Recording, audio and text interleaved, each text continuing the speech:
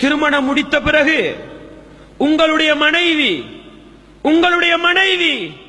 தன்னுடைய வயிற்றிலே உங்களுடைய குழந்தையை சுமந்து கொண்டு படுகிற பாடு, உங்களுடைய குழந்தையை சுமந்து கொண்டு படுகிற நான் சொல்றேன், உங்களோட பொஞ்சாதி கற்பம் தரித்திருக்கிற நேரத்தில் பொஞ்சாதி விட்டு பிரிஞ்சிருக்காதீங்க, பொஞ்சாதி விட்டு பிரிஞ்சிருக்காதீங்க.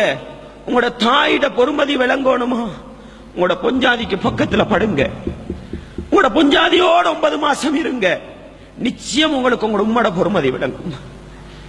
நான் இந்த வாழ்க்கையில கண்ட அனுபவத்தை சொல்றேன், நான் இந்த வாழ்க்கையில கண்ட அனுபவத்தை சொல்றேன்.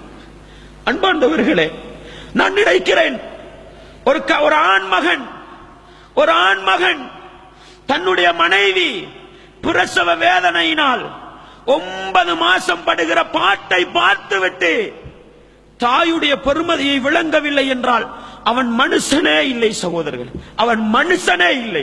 பல்ஹும் அதல், அவன் மிருகத்தை விட கேடுகட்டவன் என்று சொல்ல வேண்டும், மிருகத்தை விட கேடுகட்டவன் என்று சொல்ல வேண்டும்.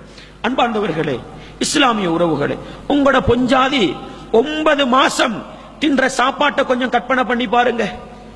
நீங்க உங்களோட கட்டில்ல நிம்மதியா கால கைய வீசி குரட்ட விட்டு தூங்குவீங்க. 9 மாசம் உங்களோட பொஞ்சாதிக்கு தூங்கலுமா? நீங்க விரும்பினதெல்லாம் ருசிச்சு சாப்பிடுவீங்க. அசாக்கணம்னு சொல்லுவாங்க. உங்களோட பொஞ்சாதி தின்றது பிலாக்கா, அதுல தான் அவளுக்கு ருசி இருக்குது. அல்லாஹ் அக்பர். ஒரு பொஞ்சாதி படுற கஷ்டத்தை பார்த்துட்டு தன்னை வௌத்துல வச்சு கொண்டு என் உம்மா எவ்வளவு கஷ்டப்பட்டு இருப்பாள் என்பதை புரியலண்டா நீங்க ஆம்புல இல்ல சகோதரர்களே, நீங்க ஆம்புல இல்ல. எனவே நான் சொல்கிறேன், உங்களோட உம்மா உங்களை சுமந்தத்துக்காக நன்றி செலுத்துங்க, உங்களோட உம்மா உங்களை பெத்தெடுத்ததுக்காக நன்றி செலுத்துங்க. அன்பார்ந்தவர்களே, இஸ்லாமிய சகோதரர்களே, எனவே ஒரு தாய்மையை சரியா விளங்குங்க, தாய்மையை சரியா விளங்குங்க. தாய்மையை விளங்காத குடும்பம் உருப்படியான குடும்பமா இருக்காது. ஒரு தந்தையை விளங்காத குடும்பம் உருப்படியா இருக்காது. நீங்க ஒண்ட விளங்கிக்கங்க. உங்களோட உம்மாவை நீங்க விரட்டுறீங்களா, உங்களோட வாப்பாவை நீங்க உதைக்கிறீங்களா, நிச்சயம் உங்களோட வாழ்க்கையில் அனுபவிப்பீங்க. அன்பார்ந்தவர்களே, இஸ்லாமிய உறவுகளே, எனவே வாப்பாவாக விளங்கி உம்மாவாக விளங்கி சரியா நடந்துக்க. சில நேரம் சில குடும்பத்தில் அப்பாமார் இருப்பாங்க,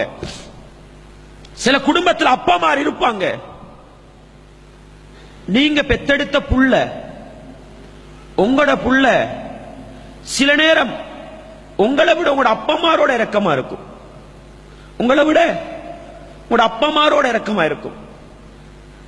உங்களோட அப்பா அந்த புள்ளைய தூக்கி கொஞ்சம் விளையாடுகிற நேரம், அல்லாஹு அக்பர்.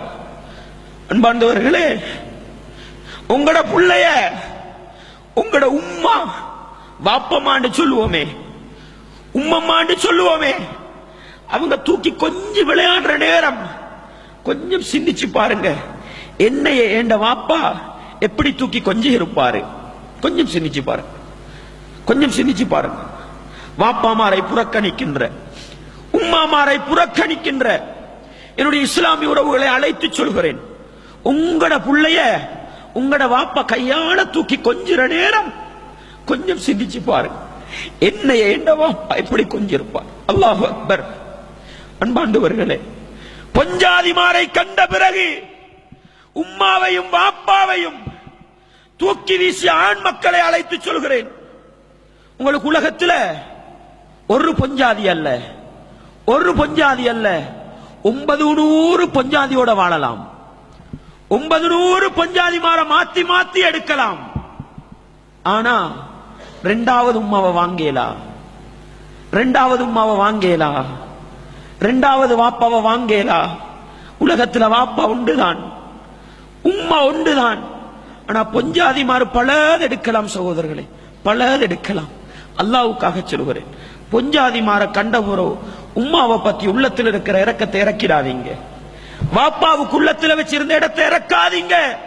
அது இஸ்லாமிய குடும்பத்துக்கு அழகல்ல, அது ஈமானிய குடும்பத்துக்கு அழகல்ல. மறுமையில் சுவனத்தை எதிர்பார்க்கின்ற அந்த இஸ்லாமிய குடும்பத்துக்கு அழகல்ல. எனவே அன்பாண்டவர்களே, இஸ்லாமிய உறவுகளே, தாய்மையை விளங்குங்கள், தாய்மையை விளங்குங்கள், தந்தைக்குள்ள இஸ்லாத்தில் உள்ள பொறுமதியை விளங்குங்கள்.